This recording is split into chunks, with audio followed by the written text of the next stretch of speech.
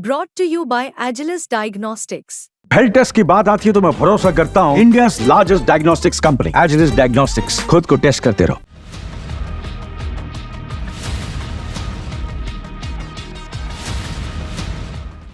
भारत और south Korea के बीच रक्षा क्षेत्र में हाल के घटनाक्रमों ने पूरे विश्व का ध्यान अपनी ओर खींच लिया। साउथ कोरिया को, जो अपने हथियारों और रक्षा उपकरणों की तेजी से बढ़ती तकनीकी क्षमता के लिए दुनिया भर में जाना जाता है, अब भारत के सामने हथियारों की दौड़ में पिछड़ता नजर आ रहा। हाल ही में साउथ कोरिया ने भारत के फ्यूचर रेडी कॉम्बैट व्हीकल यानी FRCV परियोजना से खुद को बाहर कर लिया और इसका मुख्य कारण है भारत के टैंकों की तकनीकी मानकों का साउथ कोरिया मुकाबला नहीं कर पाया।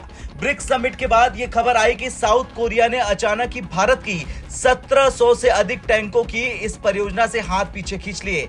FRCV प्रोजेक्ट के तहत भारत ऐसे भविष्य के टैंकों का निर्माण करना चाहता है जो ड्रोन हमलों, इलेक्ट्रॉनिक वॉरफेयर और हल्के वजन के साथ बेजोड़ क्षमताओं से लैस हो।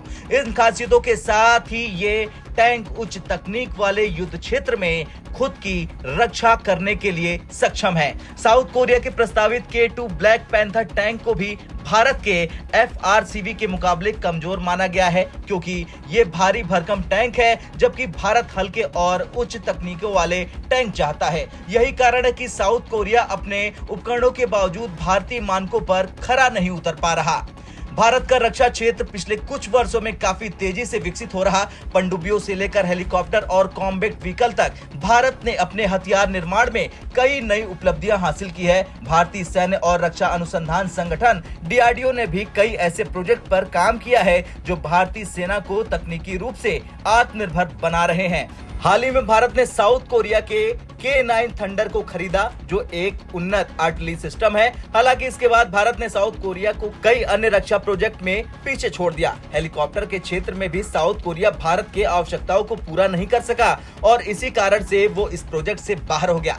साउथ कोरिया का इस प्रोजेक्ट से बाहर होना भारत के रक्षा विकास के क्षेत्र में उसकी असफलता का संकेत माना जा रहा। साउथ कोरिया के K2 ब्लैक पैंथर टैंक भारी होने के कारण भारत की FRCV परियोजना के मानकों पर खरा नहीं उतरे।